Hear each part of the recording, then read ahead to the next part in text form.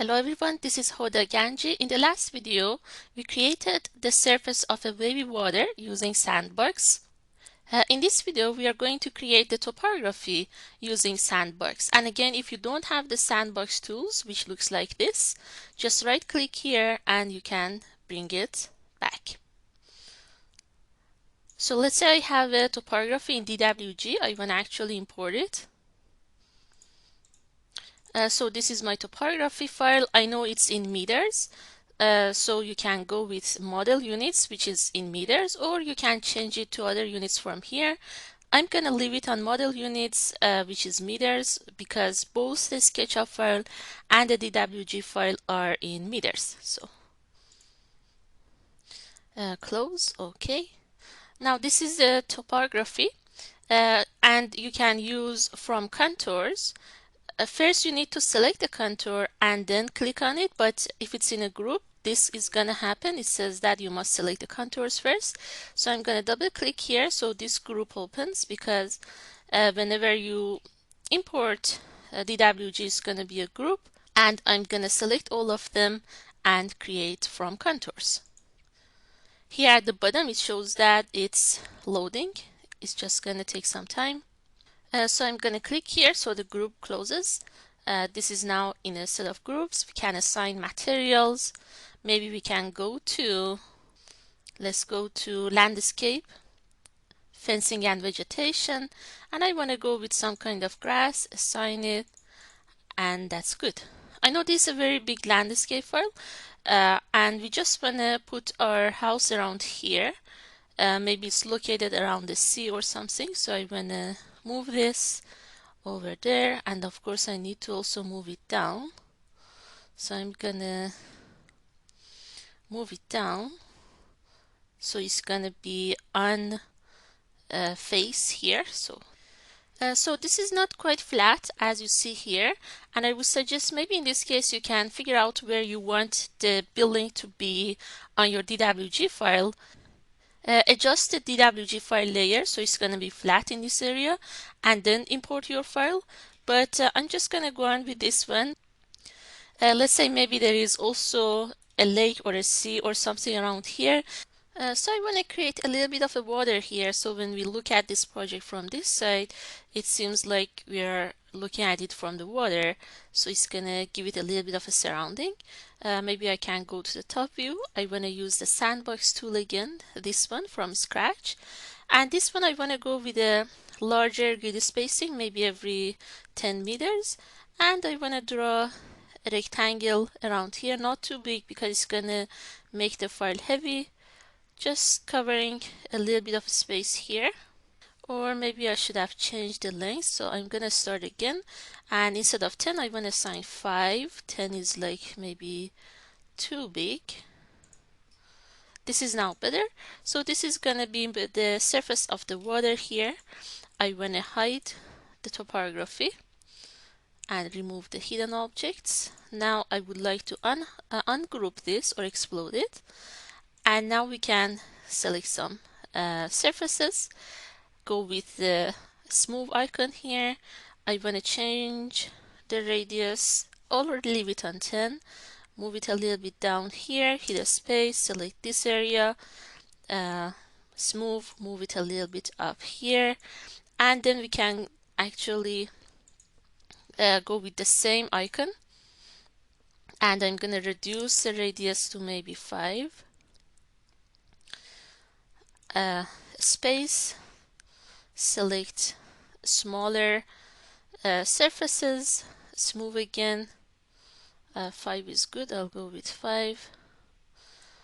And the space again, select this area, smooth. I'm gonna go with 2 meters for radius this time. So 2, enter, and keep going, smooth, 2. There we go. Keep going so you get some better results. But I also go with 1 meter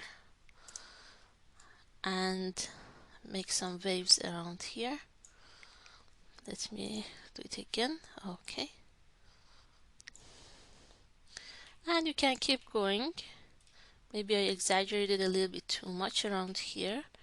So how about I grab all this part on the left and move them down a little bit. Okay, now let's turn on the topography and see how this looks like. Unhide.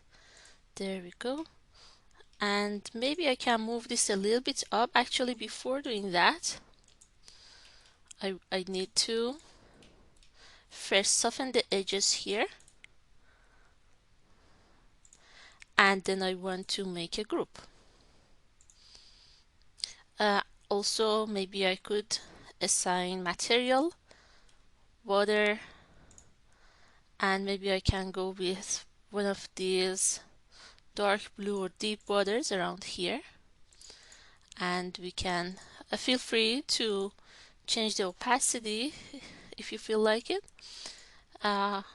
Maybe I won't because there is nothing below this, so changing the opacity wouldn't help me. I will bring the topography and hide it. Okay, and I want to move this a little bit up. So it's kind of like it's going up and down around here. You can use the top arrow key like this. It's good. I want to move this a little bit higher so there is no gap here. So M, go with the arrow key, top arrow key, like around here. That's good. So if you kind of select some good camera views and complete the project over there, it might give us some nice scenes, right? And we have the background and everything over there. Also feel free to add some trees and so on. We can go to components and component sampler. I think there might be some trees here. If it's not, you can use the warehouse.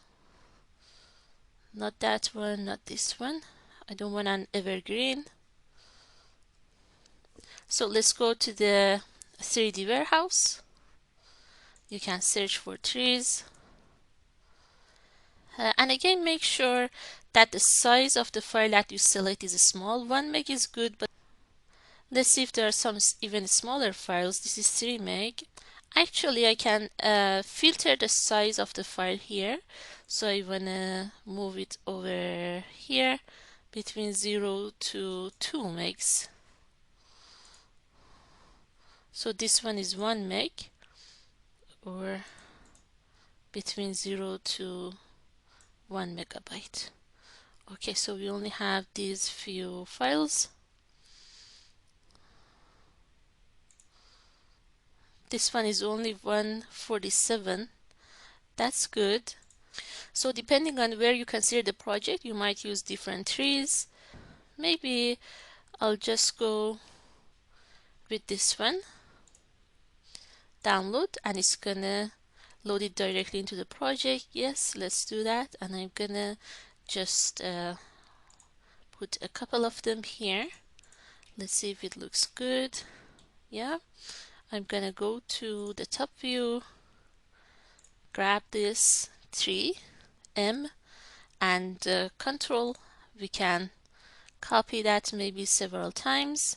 I want to type X like 5 or X4. So it's copied several times here. Maybe this is how you show the surroundings of the house and the properties. So it's gonna look like this. And later we need to find a good view for creating scenes later. And of course, feel free to add more and more objects and work on the landscape design.